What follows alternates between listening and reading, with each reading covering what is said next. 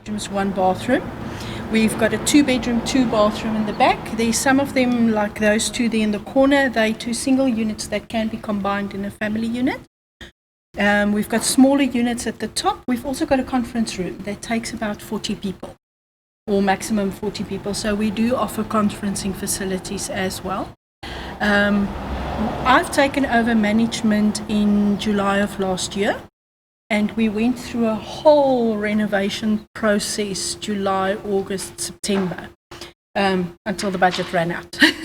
So what you see is what you get at the moment. As soon as we having some more funds available again, then we'll do some more, because we still want to replace like the bathrooms and the kitchens and the floors and things like that.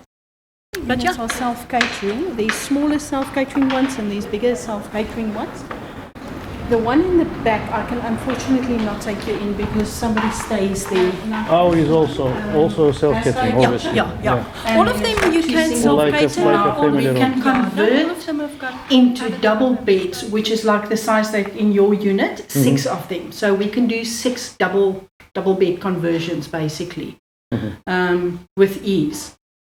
So this is the biggest one of the group of units. Well, as I say, all of them you can self-cater if you really want to. They all have microwaves. Some of them just have ovens and some of them don't, or stovetops.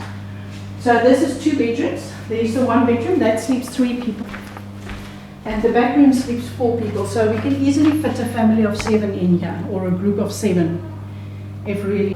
What makes this one nice is that we have a bath and a shower in this bathroom.